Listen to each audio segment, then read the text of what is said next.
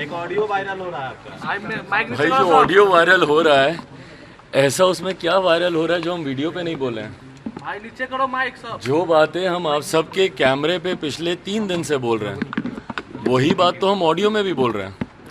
तो दोनों में वायरल हो रहा है, इसमें इतना परेशान होने की कोई बात ही नहीं है। शब्दावली हमारी सेम है और यही बातें कल हम हाजीपुर भी गए थे, वहाँ पर भी एक समारोह में भी यही बातें हम वहाँ पर भी रख के आए हैं। भाई जो सही है वो सही है, जो गलत है वो गलत है।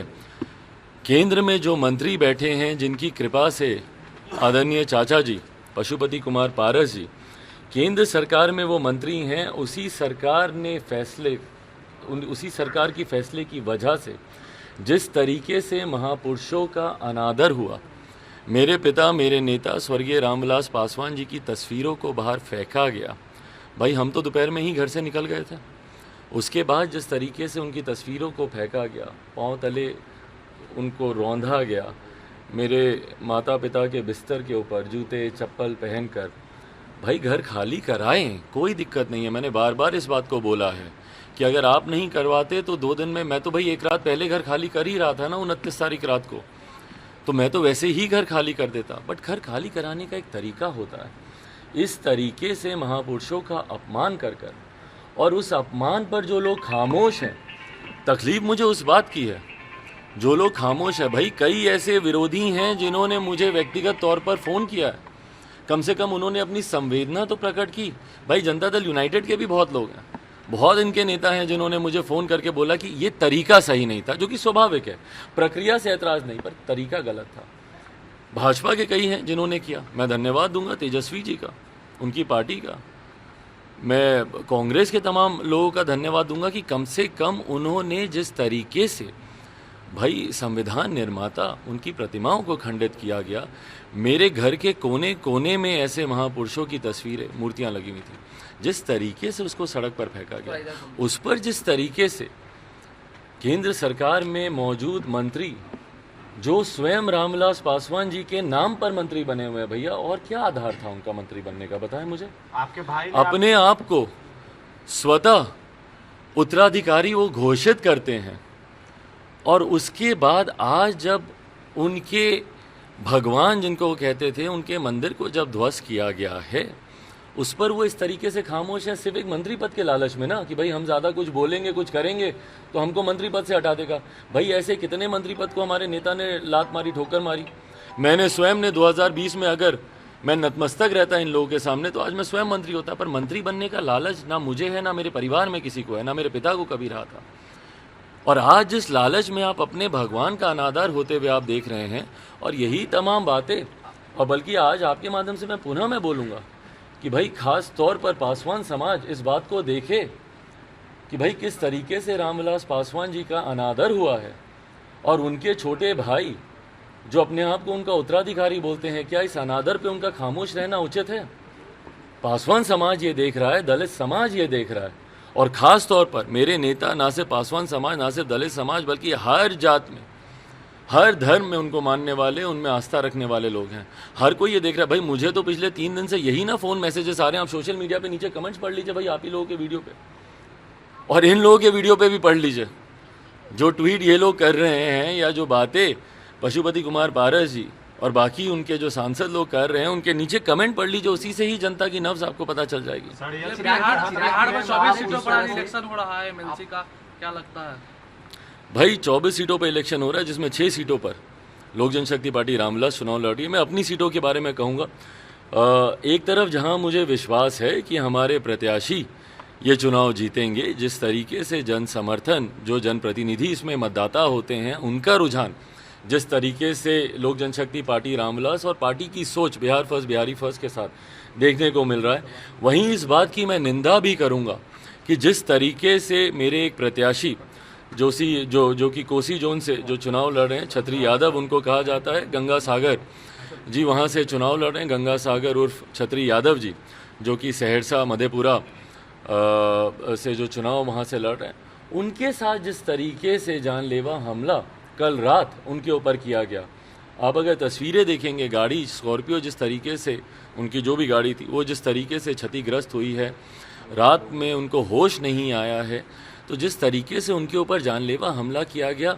भाई राजनीति में आप नीतियों का विरोध कीजिए ना, एक दूसरे का मौखिक आप विरोध कीजिए, पर इतना डर कि उनके ऊपर आप जानलेवा हमला करा दें, इतना डर कि आप व्यक्ति को आप समाप्त ही कर दें, ये कहीं से भी उचित नहीं है। और बिहार की जनता ये देख रही है भैया कि हम लोगों के ऊपर एक के बाद एक किस तरीके से, भाई चिराग पासवान का कसूर आज की तारीख में क्या बताएं ना, कि मैं बिहार के लिए लड़ रहा हूँ, बिहारियों के लिए लड़ रहा हूँ, मैं यहाँ पे बेहतर शिक्षा, बेहतर रोजगार की मैं लड़ाई लड़ रहा हूँ, मैं बिहार के खोए हुए स्वाभिमान गौरव की लड़ाई लड़ रहा हूँ, मेरा कसूर बस इतना ही है ना। और इस कसूर का परिणाम, इस कसूर के लिए मुझसे बदला लेने के लिए मेरे परिवार को तोड़ते हैं आप, मेरी पार्टी को तोड़ते हैं आप, मुझे मेरे ही घर से बाहर निकाल देते हैं आप, मेरे पिता की तस्वीरों के ऊपर आप उसको रौंदते हुए चले जाते हैं, मेरे पार्टी के प्रत्याशियों के ऊपर आप जानलेवा हमला कर देते हैं। भाई इतना डर बिहार फर्स्ट, बिहारी फर्स्ट से क्यों?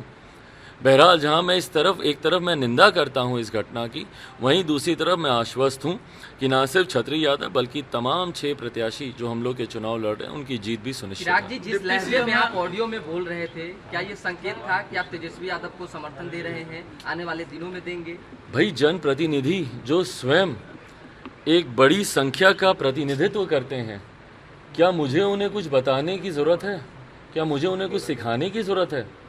जागरूक मतदाता हैं वो खुद एक बड़ी संख्या का प्रतिनिधित्व करते हैं, मुझे उन्हें ना कुछ बताने की ज़रूरत है। मैं उनके साथ उस ऑडियो में या आज आप सबके माध्यम से मैं सिर्फ उनके साथ अपने दुख, अपनी वेदना को साझा कर रहा था। उनसे मैं ये बात कह रहा था कि क्या ये जायज़ है कि रामविलास पासवान की तस्वीरों को जूते चप्पल पहन के रौंदा जाए?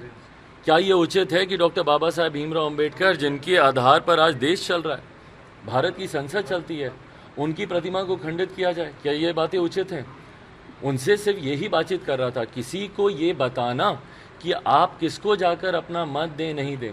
मुझे नहीं लगता आज की तारीख में ना बिहार की आम जनता को और ख़ास तौर पर इन जनप्रतिनिधियों को जो कि स्वयं बहुत जागरूक हैं। सामने आने लगी आरोप लगाया, उन्होंने कहा कि षड्यंत्र के तहत महापुरुषों का अपमान करवाया है।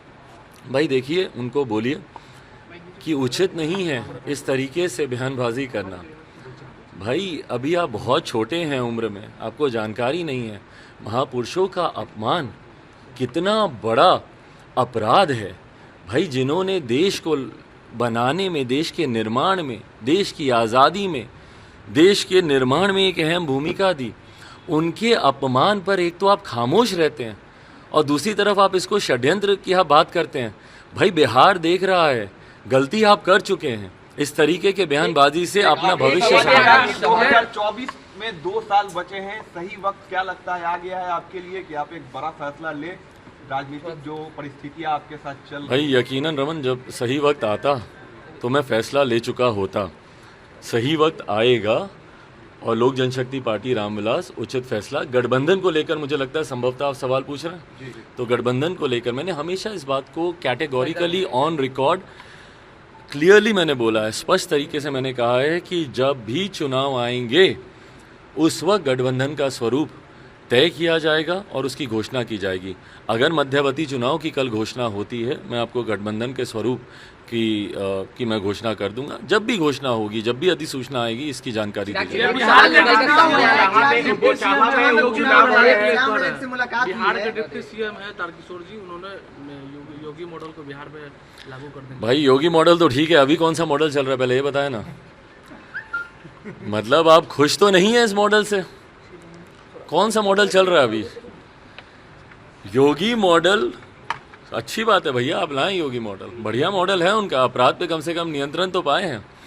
पर अभी कौन सा मॉडल चल रहा है? आपराधिक मॉडल चल रहा है, भ्रष्टाचारी मॉडल चल रहा है, कौन सा मॉडल चल रहा है? पहले इस बात की भैया विकल्प की तलाश आप तब करते हैं ना जब मौजूदा परिस्थिति से आप संतुष्ट नहीं होते।